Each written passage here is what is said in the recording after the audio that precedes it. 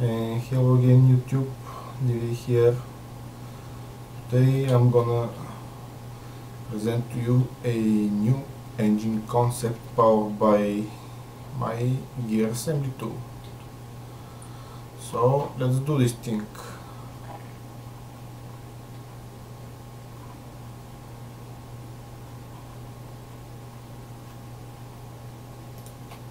So we have to grab my gear assembly tool, place a gear on the wall like I'm showing here.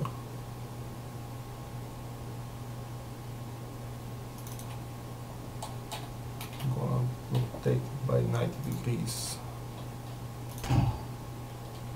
like that.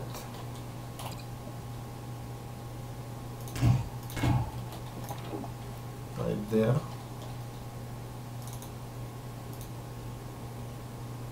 And let's use some precision stuff. 20.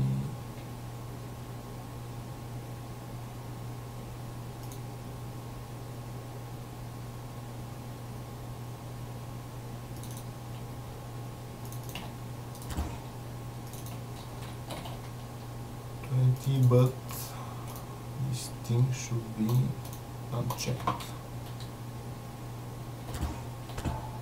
20 units forward, and we have to axis center those plate. Oops, I didn't make the plate. Should be axis to those things here on the bottom.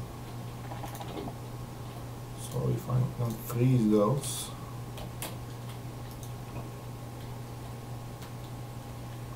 they should work pretty nice, like always. But the tricky part comes from those two pops on the bottom.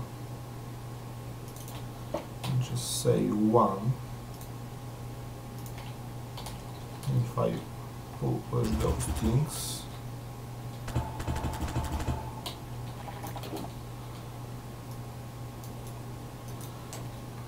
the deformation of the axes on those gears, these are going to be rotated. By the way, this engine does not prefer either the left or the right position. Rotate by that direction that you choose for it. For example, let's say right there. And if I stop it and pull it downwards, it goes the other way. It really does not prefer a direction chosen by you, but rather its own. And if those two gears are quite heavy, this can pull pretty much anything. Let's ball socket this thing.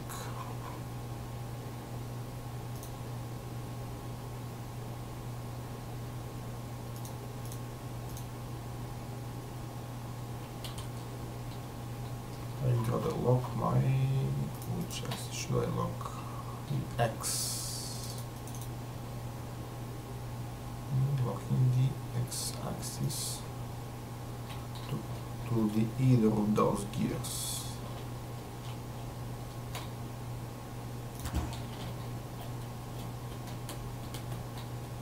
To this one.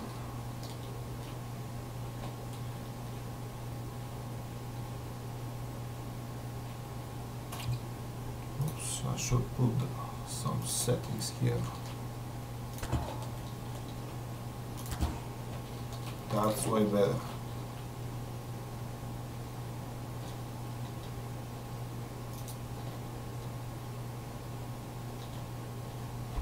This is backed up when they're crazy, but oh well.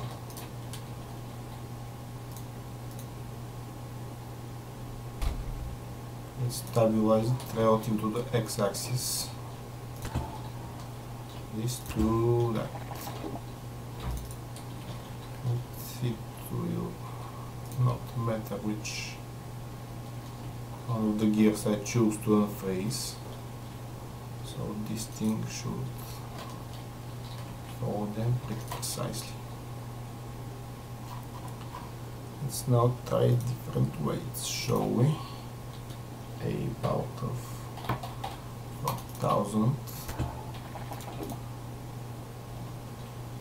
and start the gear up. 4 tons. Let's go more insane than that. Put 50,000 here to see what happens. Oh, it prefers the other way, but I should start it like so, to make this button come right at me.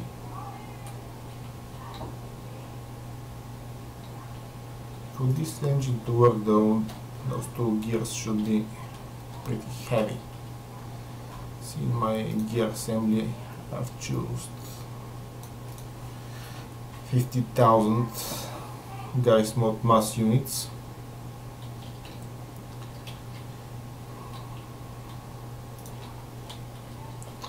And there you have it. A powerful engine that does not need pistons, sliders or any of that stuff. Just my gear assembly tool to precisely meshing those. Then deformate axes using those two props. If I freeze one of those, they will return their normal form. Right to the edge right there. So that's about it about this new concept. And let me show you the other stuff. So here you all are familiar with my click to autofill button, and I decided to test what will happen if I remove this button in the track assembly tool. So here is some real piece from Shinji's pack. We've got a overhead wire right there as a body group, and let's bound up some other one. Right click and get rid of that body group. So if I point to this and just empty this thing, so in the console variable now we have an empty string.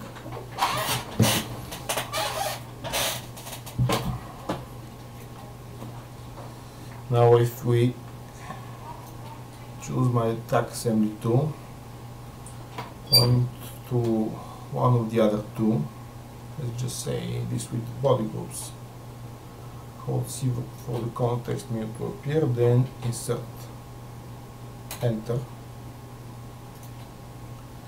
automatically fill my body group and skin IDs. And I could also apply those settings to the other one.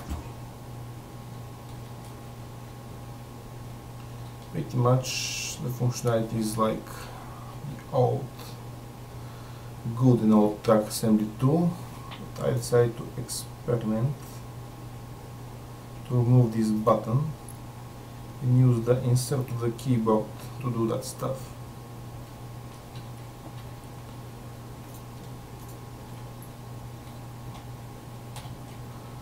So if you guys like this new thing about track assembly, I can add this thing to the workshop add-on. So tell me what you think about it in the comments below this video. Have fun and see you next time.